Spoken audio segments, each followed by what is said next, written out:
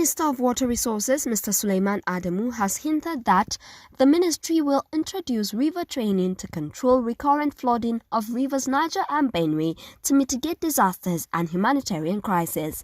He said the ministry, through its annual Flood Outlook 2022, had warned of severe flooding in many parts of the country, hence the need for Nigerians to take precautionary measures. We want to do a study on Rivers Niger and Benue. We want to do a master plan that will address some of these issues. Why is River Niger flooding? Part of the reasons, one of the reasons that the river is, there's huge sediment in the river.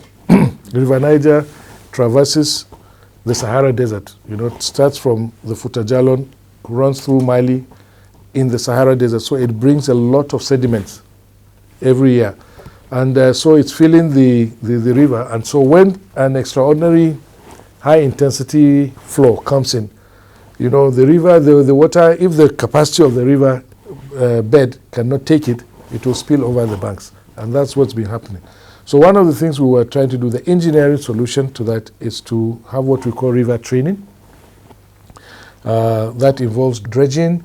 It involves putting some structural elements, what we call groins, and so on, into the river. It requires doing some dikes, you know, on embankments.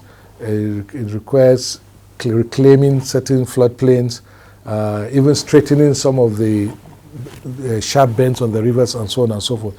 It's a huge, huge endeavor. What we want to do under this administration, we've been working very hard to find the funding, is to do the master plan. We have projected that a project of that nature for Rivers Niger and Benue will cost anything from $14 billion upwards.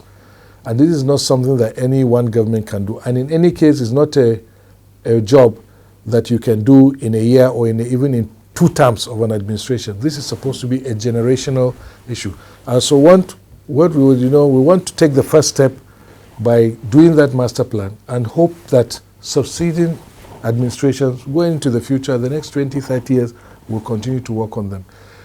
You know, developed countries have done a lot to tame their rivers, but they have not been 100% successful, even at that. One of the most difficult rivers in Europe is the Danube, and it has, because over the last 100 years, it caused a lot of calamity on the people. But they've been able to train the river, and it's the experience of this from Hungary that we are trying to bring to bear in Nigeria, so that we might be able to do. But as I said, even at that, you can reduce the effect, but you cannot effectively say that you can eliminate flood and its effects, because nature behaves in mysterious ways.